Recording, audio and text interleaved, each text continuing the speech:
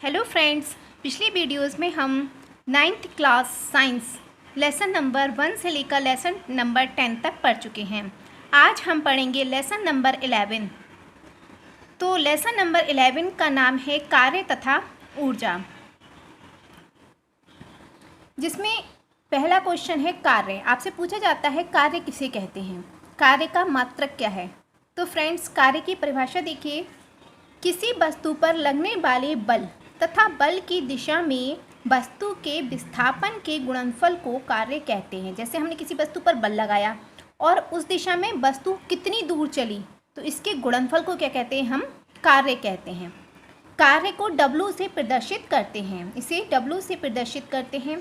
कार्य बराबर बल गुणा बल की दिशा में विस्थापन बराबर, कार्य को W से शो किया हमने, बल को F से, और बल की दिशा में विस्थापन हो गया S cos थीटा। S मतलब कितना विस्थापन हुआ, और थीटा बल की दिशा में कोण यहाँ लिखा है, जहाँ W कार्य, F बल, S विस्थापन, Q बल की दिशा में कोण।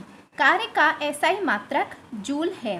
तो फ्रेंड्स, क्वेश्चन ये आता है कि कार्य की परिभाषा लिखिए, कार्य का सूत्र लिखिए, कार्य का मात्रक लिखिए, तो आप कर सकते हैं। नेक्स्ट है ऊर्जा। क्वेश्चन होता है ऊर्जा से आप क्या समझते हैं, यह ऊर्जा का मात्रक क्या है। तो देखिए, किसी वस्तु के कार्य करने की क्षमता को ऊर्जा कहते हैं। ऊर्जा का SI मात्रक जूल है।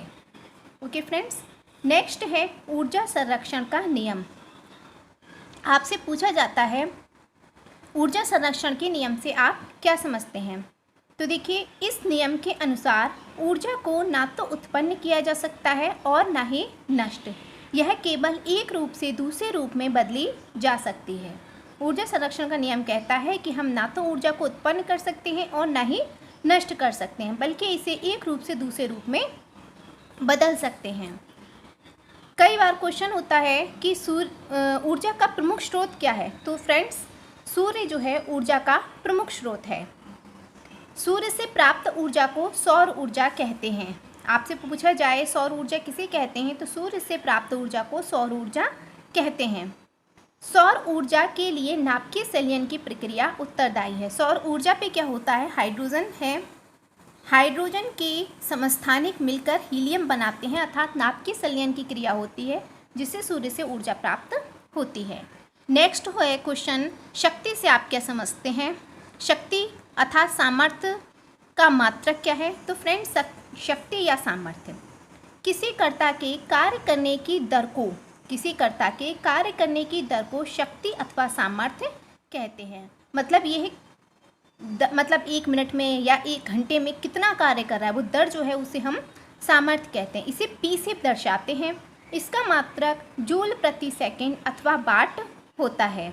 तो सामर्थ्य का सूत्र है, सामर्थ्य P बराबर होता है कार्य बटे समय W/T। ओके फ्रेंड्स, नेक्स्ट है अश्व शक्ति। औद्योगिक क्षेत्र में शक्ति का मात्रक अश्व शक्ति है।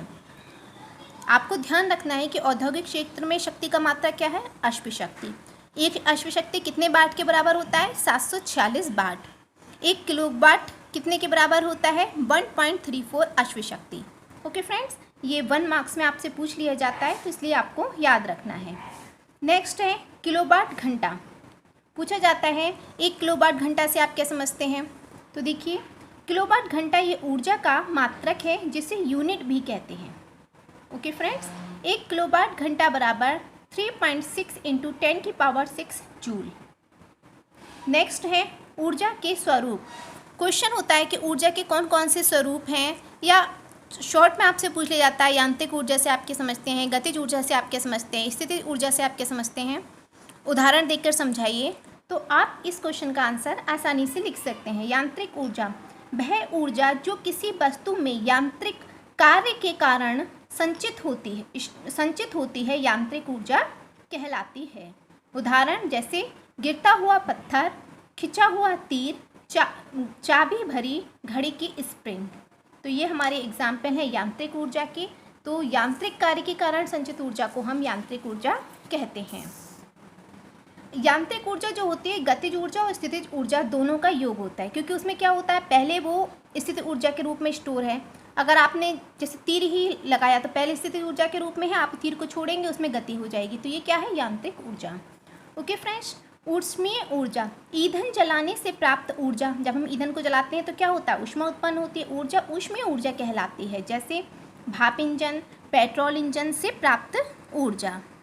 नेक्स्ट है प्रकाश ऊर्जा, वह ऊर्जा जिसके कारण हमें वस्तुएं दिखाई देती हैं प्रकाश ऊर्जा कहलाती है, जैसे विद्युत बल्ब, मोमबत्ती से प्राप्त ऊर्जा। मतलब जिससे प्रकाश उत्पन्न होता है तो वह ऊर्जा प्रकाश ऊर्जा। रासायनिक ऊर्जा, वह ऊर्जा जो किसी रासायनिक अभिक्रिया से प्राप्त होती है रासायनिक ऊर्जा कहलाती है, जैसे कोयला, पेट्रोल, डीजल से प्राप्त ऊर्जा। नेक्स्ट है विद्युत ऊर्जा, वह ऊर्जा जो विद्युत धारा द्वारा संचरित होती है विद्युत ऊर्जा कहलाती है। विद्युत धारा के द्वारा संचरित होती है विद्युत ऊर्जा कहलाती है, जैसे विद्युत सेल, विद्युत जनित्र से प्राप्त ऊर्जा।